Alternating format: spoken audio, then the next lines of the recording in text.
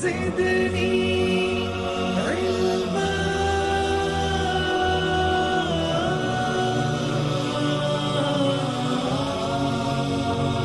رب زدني علما.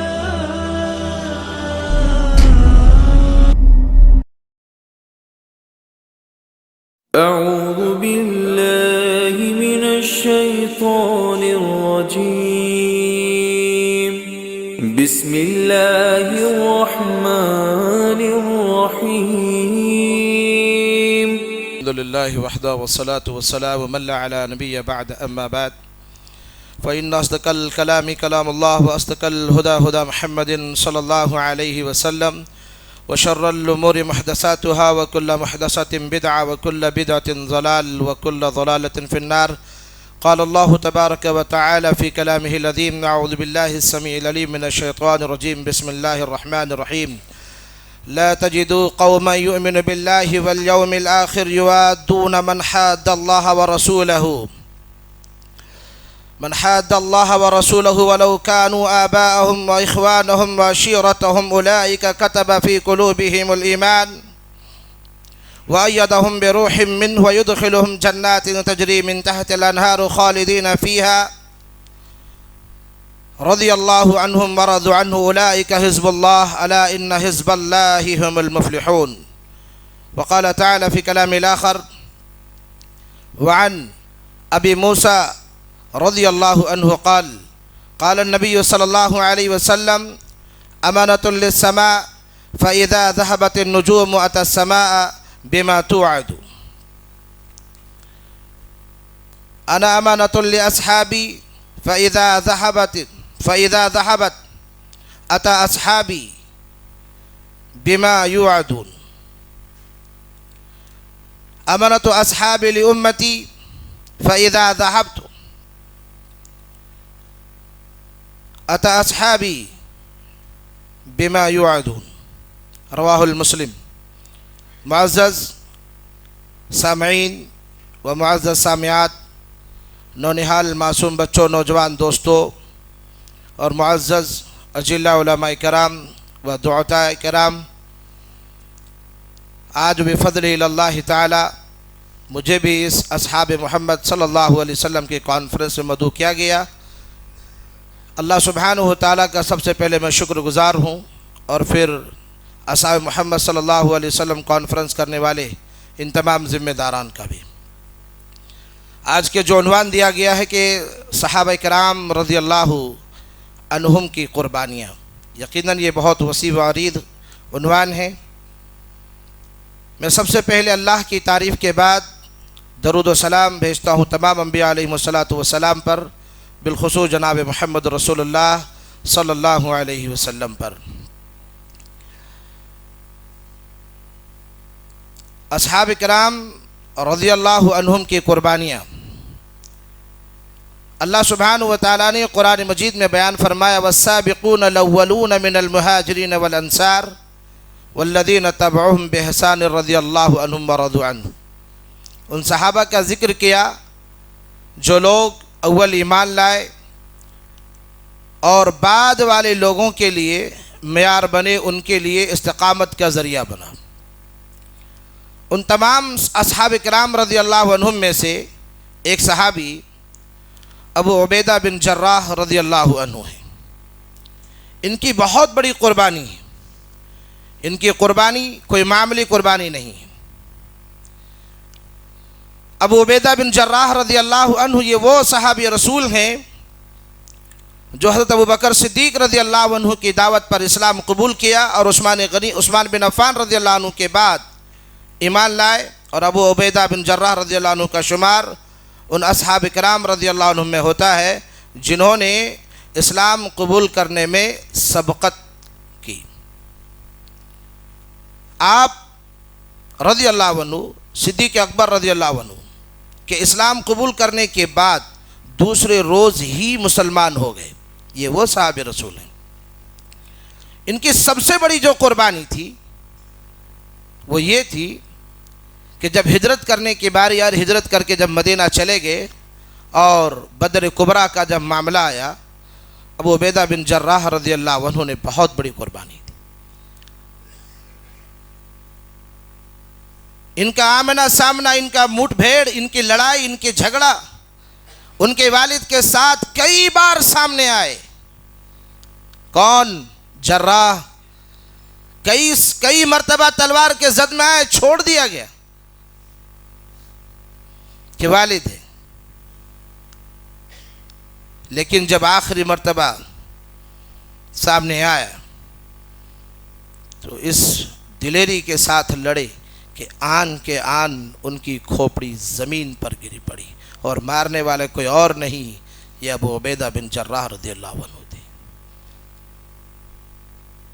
ایک مرتبہ امام الانبیاء جناب محمد رسول اللہ صلی اللہ علیہ وسلم کی صورت کی طرف دیکھا.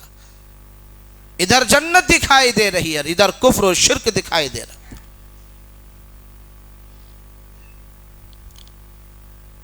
اللہ رب العالمین نے اس عمل کو دیکھ کر کے قرآن مجید کے اللہ سبحانہ و تعالیٰ نے یہ آیت نازل فرما دی: لا تجد قوما یؤمن باللہ والیوم الآخر.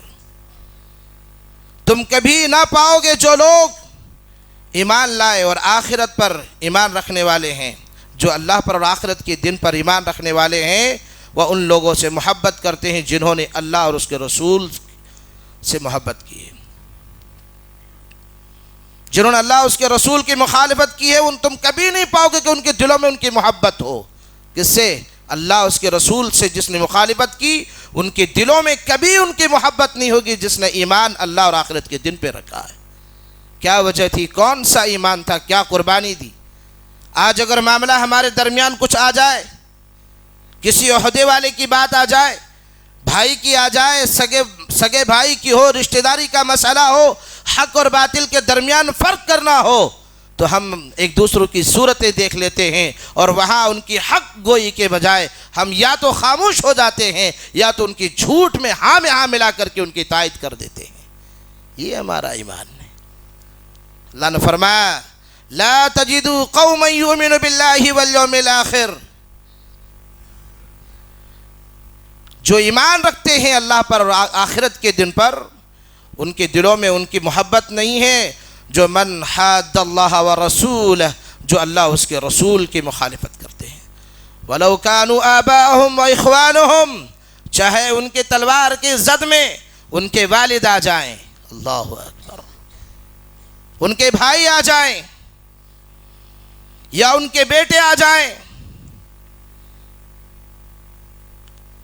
اولئک کتب فی قلوبہم الایمان، اللہ رب العالمین نے ان کے دلوں میں ایمان کو مضبوط کر دیا، ثابت کر دیا. اللہ نے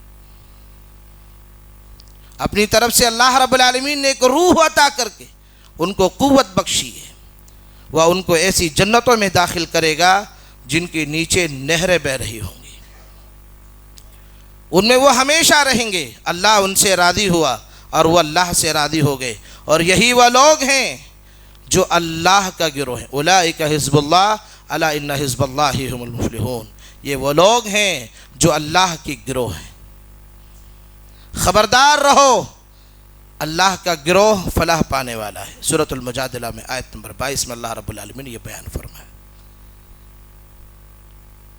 عبیدہ بن جراح رضی اللہ عنہ کے بارے میں، ان کی تقوی، ان کی زہد، ان کی دیانت داری، ان کی سخاوت، ان کی بہادری، ان کی ہمت کے بارے میں جعفر بن ابی طالب رضی اللہ عنہ کہتے ہیں کہ ایک مرتبہ اللہ کے رسول صلی اللہ علیہ وسلم کی خدمت میں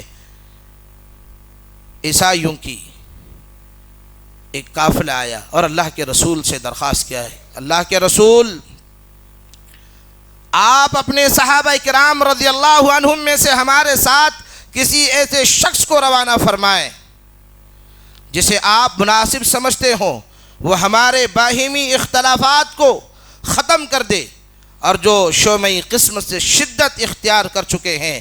برملا ہم اس بات پر متفق رکھتے ہیں کہ ہم مسلمانوں کے آپ کے صحابہ کو تسلیم کرتے ہیں اور ہم یہ پسند کرتے ہیں کہ مسلمان بہت اچھے ہیں. اس وقت عیسائیوں کے وفد نے یہ کہا. اللہ کے نبی صلی اللہ علیہ وسلم نے فرمایا: اے عیسائیوں کی جماعت، تم ایسا کرو، میرے پاس شام کے وقت آنا یا ظہر میں آ جانا، عمر بن خطاب رضی اللہ عنہ نے جب یہ بات اللہ کے رسول صلی اللہ علیہ وسلم سے سنی کہ اللہ کے رسول نے عیسائیوں سے کہا ہے کہ اے عیسائیوں کی جماعت تم میرے پاس شام کے وقت آ جانا، ظہر میں آنا، عمر بن خطاب رضی اللہ عنہ کہتے ہیں کہ میں نے دل میں یہ خواہش کر لی کہ شاید اللہ کے رسول صلی اللہ علیہ وسلم صحابہ کرام میں سے مجھے سب سے بہتر سمجھتے ہو، اللہ کے رسول صلی اللہ علیہ وسلم مجھے ان کا امیر بنا کر کے بھیج دیں گے تاکہ میں ان کے اختلاف کا خاتمہ کر سکوں۔ میں جلدی جلدی سے گھر میں گیا، غسل کیا، کپڑے پہنا اور سب سے پہلے مسجد میں آ گیا۔ نماز مکمل ہوئی، اللہ کے رسول صلی اللہ علیہ وسلم صحابہ کی طرف دیکھنے لگے۔ عمر بن خطاب رضی اللہ عنہ کہتے ہیں میں نے اپنا سر صحابہ کی صفوں میں بلند کیا اور سوچا کہ اللہ کے رسول مجھے دیکھ لیں، لیکن نظر رحمت رسول اللہ صلی اللہ علیہ وسلم کی ابو عبیدہ بن جراح رضی اللہ عنہ پر جا پڑی۔ اللہ کے رسول نے اشارے سے بلایا، اے ابو عبیدہ آپ قریب آئے، آپ جائیں اور ان کے درمیان یہ فیصلہ کر کے ان کے اختلاف کو ختم کر کے آئیں۔ حضرت عمر بن خطاب رضی اللہ عنہ کہتے کہ میری چیخ نکل پڑی، میں پکار اٹھا، ہائے ابو عبیدہ آج بھی تم ہم سے سبقت لے گئے۔ صحابہ کی قربانیاں بے انتہا رہی دین کے خاطر۔ آپ پہلے مقرر سے جب سماعت کر رہے تھے سمیہ رضی اللہ عنہ کی، ان کے شوہر یاسر اور ان کے بیٹے عمار کی کیا حالت تھی۔ آج تک سے بلال حبشی رضی اللہ عنہ کی کا واقعہ نہیں کہ گرم زمین پر انہیں لٹا کر کے ان کے سینے پر پتھر رکھا جاتا تھا، ان میں یاسر اور عمار رضی اللہ عنہم بھی ہیں۔ لوگوں اس دین کے خاطر ایک مرتبہ اللہ کے رسول صلی اللہ علیہ وسلم نے عمار اور یاسر کو دیکھا، بڑی درد میں ہیں، کرب میں مبتلا ہیں، اللہ کے رسول گزر رہے تھے، اللہ کے رسول نے ان کی تکلیف کو دیکھا اور اللہ کے رسول صلی اللہ علیہ وسلم کی آنکھیں بھر گئی۔ اللہ کے رسول نے فرمایا اللہ نے اس سے بہتر نعم البدل اللہ نے جنت میں تیار کیے، صبر کرو اللہ اس کا بہتر بدلہ دے گا۔ اللہ کے رسول کی آنکھیں بھر آئی اور ان کے درد و تکلیف کو دیکھ کر۔ یہ ابتدا اسلام کی مکے کی بات ہے۔ مکے میں صحابہ کی اتنی تعداد نہیں تھی، اتنے مضبوط نہیں تھے۔ اللہ کے رسول صلی اللہ علیہ وسلم کے چچا امیر حمزہ رضی اللہ عنہ کی کیا حالت ہوئی۔ مکہ میں اتنے بہادر کہ ابو جہل اللہ کے رسول صلی اللہ علیہ وسلم کو گالیاں دے رہا تھا۔ کسی خادمہ نے حضرت حمزہ رضی اللہ عنہ سے کہا کہ تمہارے بھتیجے کو گالی دی، برا بھلا کہا، پتھروں سے مارا، گلا دبا دیا۔ سیدھا ابو جہل کے پاس گیا اور کہا آپ مجھ سے مقابلہ کر، میرے بھتیجے کو گالی دیتا ہے۔ اٹھا کر کے تلوار سے پیچھے سے مارا اور زخمی کر دیا۔ ابو جہل کو کہا ہمت ہے تو میرے بھتیجے کا دین میں قبول کر نہیں کیا ہوں، ہمت ہے تو مجھ سے مقابلہ کر لے۔ یہ وہ امیر حمزہ رضی اللہ عنہ اس کے بعد ہی اسلام قبول کر لیا۔ اللہ کے رسول کے پاس آ کے کہتے بھتیجے خوش ہو جا، میں نے تیرا بدلہ ابو جہل سے لے لیا۔ کہا مجھے اس سے خوشی نہیں کہ آپ اس سے بدلہ لیں، مجھے اس بات میں سب سے زیادہ خوشی ہوتی کہ آپ اسلام قبول کر لیتے۔ امیر حمزہ رضی اللہ عنہ اسلام قبول کر لیا۔ اور پھر کیا ہوا؟ جنگ بدر میں جمع بہادری کے ساتھ لڑے، خاندان والے کے ساتھ لڑائی جنگ ہوئی۔ لوگوں انہوں نے کبھی کسی کی صورت نہیں دیکھا، انہوں نے کبھی کسی کی صورت نہیں دیکھا کہ یہ میرے بھائی ہیں، یہ میرے والد ہیں، یہ میرا بیٹا ہے، نہیں دیکھا۔ ابو بکر صدیق رضی اللہ عنہ کے بیٹے عبد الرحمن کیا کہتے ہیں؟ اسلام لانے کے بعد کہتے ہیں ابو جان جنگ بدر میں آپ میری تلوار کے زد میں کئی بار آئے تھے، میں نے آپ کو اس لیے چھوڑ دیا تھا کہ آپ میرے والد ہیں۔ ابو بکر صدیق رضی اللہ عنہ نے کہا اللہ کی قسم اگر عبد الرحمن تو میری تلوار کے زد میں آتا تو اللہ کا دشمن جان کر کے میں تیری گردن مار دیتا، میں یہ نہ سوچتا کہ تو میرا بیٹا ہے۔ اللہ نے اس آیت میں اس بات کا ذکر کیا ہے۔ لوگوں قربانیاں بڑی دی ہیں تب دین مضبوط ہوا ہے۔ ان کے دلوں میں ایمان بہت مضبوطی سے تھا، آج ہمارے دلوں میں ایمان مضبوطی سے نہیں ہے۔ اور یہ قربانی یوں ہی نہیں، اتنا آسان نہیں ہے کہ قربانی کوئی بھی قربانی دے سکے۔ یا اگر آپ اپنی جرات سے یہ تصور کرتے ہیں کہ ہماری چھوٹی موٹی حرکتیں، چھوٹے موٹے کام یہ قربانی ہے، بھول جائیے قربانی نہیں ہے۔ قربانی کوئی بہادر شخص ہی پیش کر سکتا ہے، قرآن گواہ ہے۔ بہادر ہونا بہت ضروری۔ ایمان کا طاقت ہونا بہت ضروری ہے. جب تک ایمان کی قوت نہیں ہوگی آپ قربانی پیش نہیں کر سکتے. کون سی ایسی چیز تھی کہ بھائی کو بھائی سے لڑایا, بھائی نے بھائی کی گردن مارا, لیکن اسلام سے نہیں ہٹے. آج ہم بھائی کے خلاف گواہی دے سکتے ہیں؟ آج ہماری یہ جرت ہے, ہماری جسارت ہے, ہمیں یہ قوت ہے, ہماری ایمان اس بات کی گواہی دیتا ہے کہ ہم ایسا کر سکتے ہیں. اسی لیے اللہ نے کہا فَإِنْ آمَنُوا بِمِثْلِ مَا آمَنْتُمْ بِهِ فَقَدِ اهْتَدَوْا. اگر تم ایمان لے آئے ایسا جس تمہارے بعد والے لوگ ایمان ایسا لے آئے جیسے صحابہ تمہارا ایمان ہے تو ہدایت یافتہ ہو جائیں گے. یہاں ایمان کی قوت ہوگی تبھی قربانی ہوگا. سب سے پہلے قربانی پیش کرنے والے صحابہ اکرام رضی اللہ عنہم میں, صحابیات میں کون لوگ تھے جو اپنی جانوں کو قربان کیے؟ یاسر رضی اللہ عنہ اپنی جان کو اللہ کی دین و توحید کے لیے قربان کر دیا. زبان پر کبھی شکایت نہیں لائی. جب بات بہادری کی آئی, ثمامہ بن اسال رضی اللہ عنہ وقت کے بہت بڑے یمامہ کے گورنر تھے. روئے زمین پر مکہ المکرمہ میں بے بانگ دہل اگر کسی نے آواز بلند کی, توحید کی آواز بلند کی ہے تو وہ ثمامہ بن اسال رضی اللہ عنہ ہے. پہلے اللہ کے رسول صلی اللہ علیہ وسلم کے دشمن تھے, جانی دشمن تھے. جب اللہ کے رسول صلی اللہ علیہ وسلم صلح حدیبیہ کے بعد خطوط لکھے تھے, ثمامہ بن اسال کو بھی خط ارسال کیا تھا, لیکن ثمامہ بن اسال کی اس کی گھمنڈ نے, اس کی اس کے تکبر نے اسے مجبور کر دیا اور خط پھاڑ دیا اور وفد کو واپس بھیج دیا. اسلام قبول نہیں کیا اور اپنے چچا سے کہتے رہے کہ جب مجھے موقع مل جائے میں محمد صلی اللہ علیہ وسلم کو صف ہستی سے مٹا دوں گا. نعوذ باللہ. دشمنی اتنی تھی, ایک مرتبہ موقع ملا, قریب تھا کہ پیچھے سے اللہ کے رسول پر حملہ کر دیتا ثمامہ بن اسال.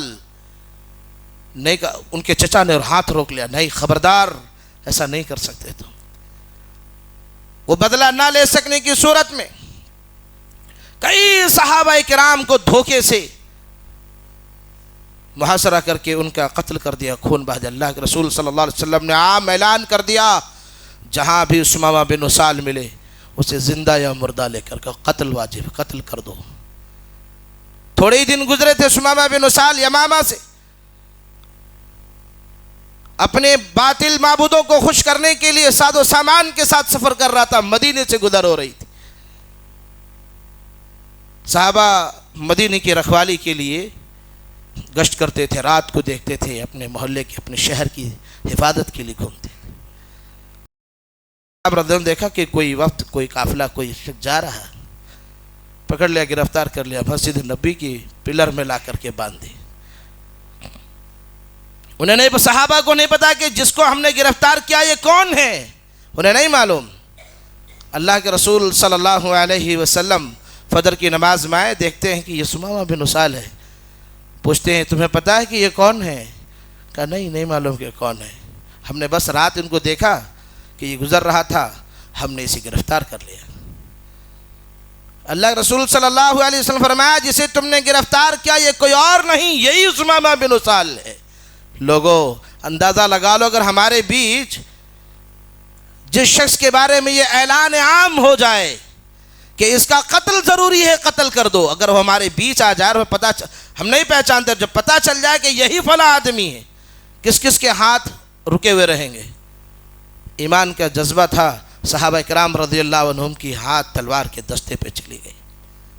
اللہ رسول نے روک دیا کہ چھوڑ دو, اسے کچھ بھی نہیں کہنا.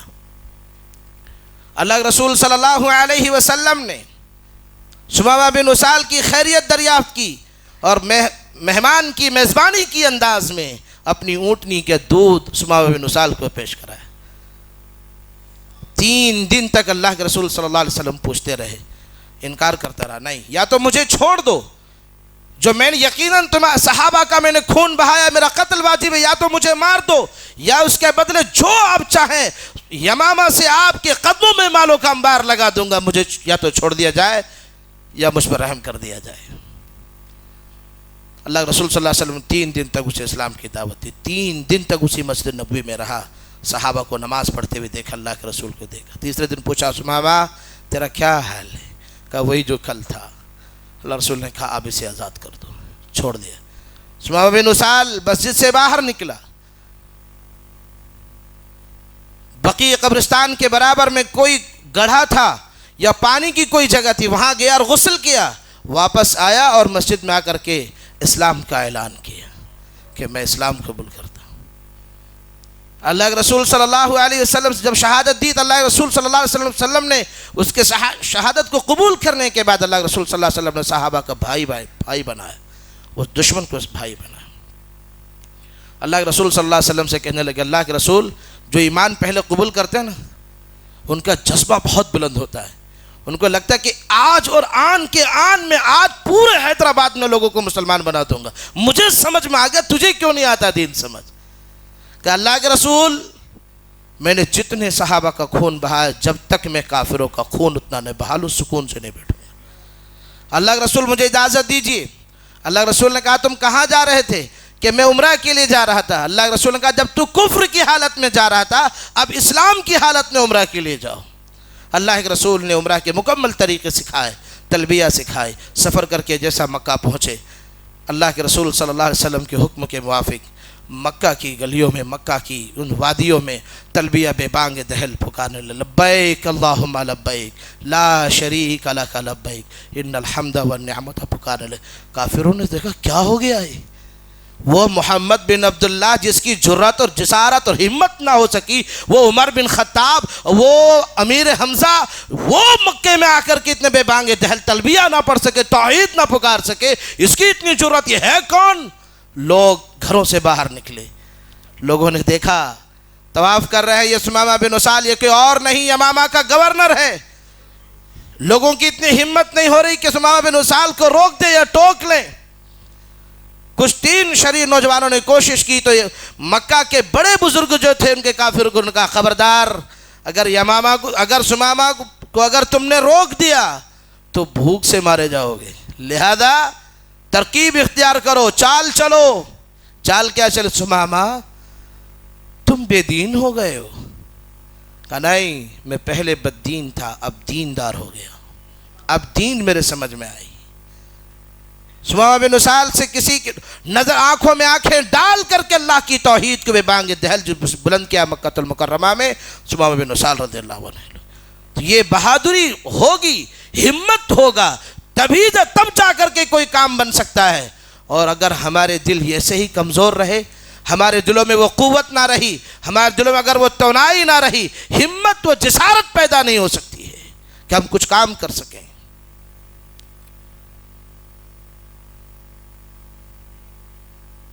یہ ولولہ، یہ جذبہ کہاں سے آئے گا؟ اللہ کے رسول صلی اللہ علیہ وسلم ہمارے درمیان موجود نہیں۔ یہ جذبہ، یہ ولولہ انداز، یہ ایمان اتنا مضبوط اگر آپ کو کہیں سے سیکھنے ملے گا تو آپ کو اصحاب محمد صلی اللہ علیہ وسلم کی سیرت کا مطالعہ کرنا ہوگا۔ یہ صرف علماء کی یا دعاتا کی ذمہ داری نہیں کہ آپ کو بار بار بتائیں۔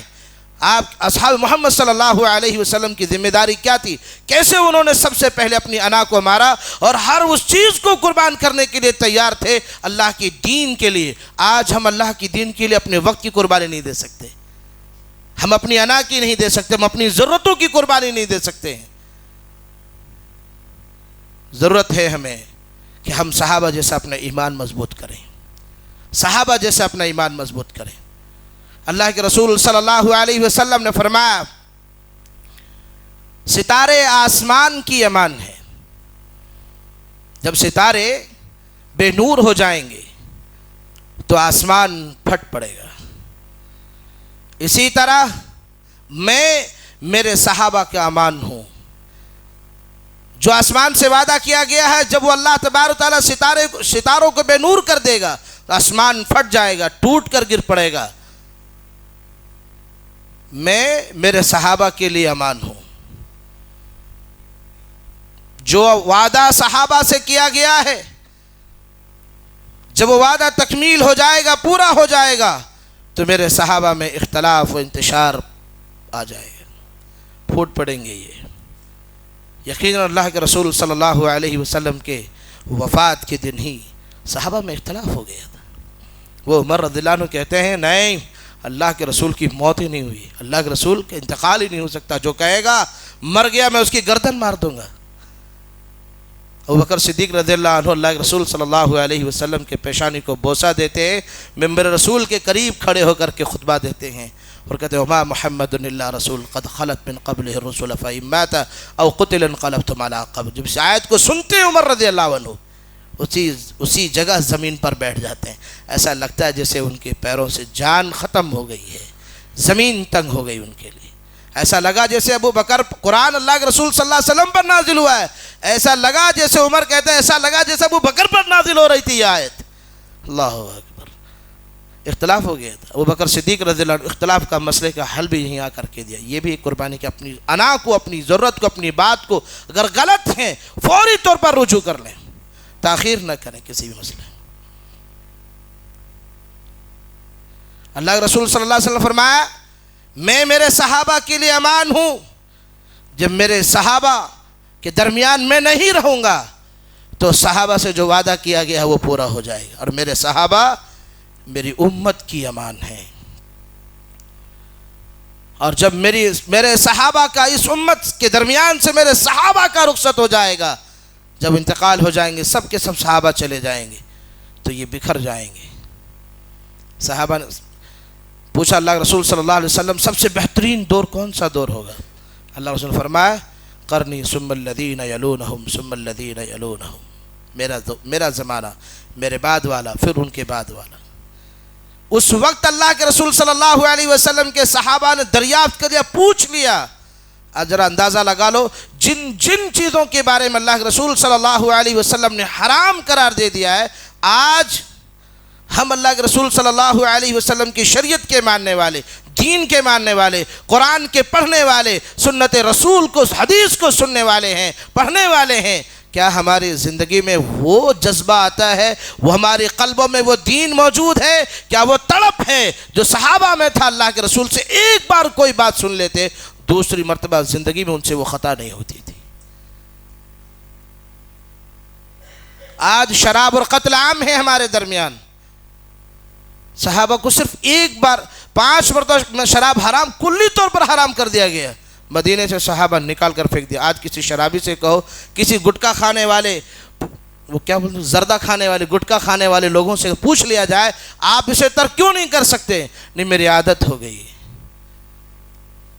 نہیں چھوڑ سکتے۔ صحابہ کی عادت، ان کی گزر اسی پر ہوتا تھا، انہوں نے نکال کر کے باہر پھینک دیا۔ دوستو قربانی دی انہوں نے، اللہ کے حکم کو ماننے کے لیے اپنی جانوں کی بازی لگائی، اپنے بیویوں کو بیوہ کر دیا، بچوں کو یتیم کر دیا، لوگوں بھائیوں کو بے سہارا کر دیا، جان کی بازی لگائی۔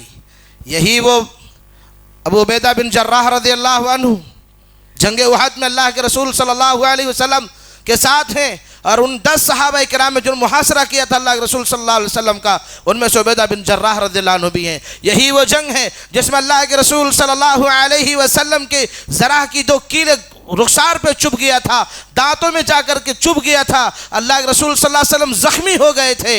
ابو بکر صدیق اور عبیدہ بن جراح رضی اللہ عنہ دونوں ہیں۔ ابو بکر صدیق رضی اللہ عنہ اٹھے کہ میں اللہ کے رسول صلی اللہ علیہ وسلم کے چہرے سے وہ لوہے کی کیلیں نکال دوں، وہ ذرا کی جو کیلیں لگی ہوئی تھی نکال دوں لوہے کی زنجیر کو۔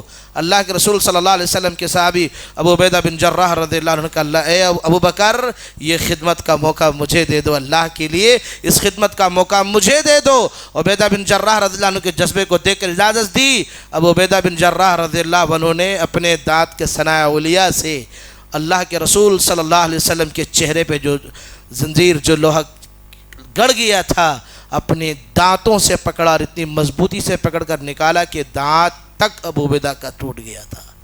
دوسری کیل نکالنے میں دوسرا دانت ٹوٹ گیا۔ ابو بکر صدیق رضی اللہ عنہ کہتے ہیں دونوں دانت کے ٹوٹ جانے کے باوجود بھی ابو عبیدہ بن جراح رضی اللہ عنہ بہت ہی زیادہ خوبصورت لگ رہے تھے۔ اس جنگ میں بڑی قربانیاں دی ہیں، اور اس جنگ میں جو نقصان بھی ہوا ہے تو یاد رکھو لوگوں، اپنی مرضی سے باتوں کو سمجھنے کی وجہ سے ہوئے، جبکہ قرآن نے اللہ سبحانہ و تعالیٰ نے صاف بیان کر دے کہ ہم ان کی غلطی کو غلطی نہیں کہہ سکتے، اللہ نے انہیں درگزر کر دیا۔ ہمارے لیے درس عبرت یہ ہے کہ لوگوں ہر آن، ہر صورت، ہر لمحہ یاد رکھیں کہ دین اسلام ہم سے قربانی چاہتی ہے۔ کون سی قربانی؟ ہمیشہ جان کی نہیں، ہمیشہ جان کی نہیں، وقت کی قربانی، دین اسلام مضبوطی ہوا ہے قربانیوں سے، اور یہ مضبوطی تب آئے گی جب یہاں سے آپ بہادر ہوں گے، اور بہادر ہونے کے لیے ضروری ہے ایمان کا ہمیشہ تر و تازہ رہنا۔ صحابہ کے درمیان اللہ کے رسول صلی اللہ علیہ وسلم تھے، ان کا ایمان تازہ تھا۔ ہمارے درمیان اللہ کے رسول صلی اللہ علیہ وسلم کی دو باتیں ہیں: ترکت فیکم امرین لن تضلوا ما تمسکتم بہما کتاب اللہ و سنت رسولک۔ اللہ کی کتاب رسول اللہ صلی اللہ علیہ وسلم کی سنت ہے۔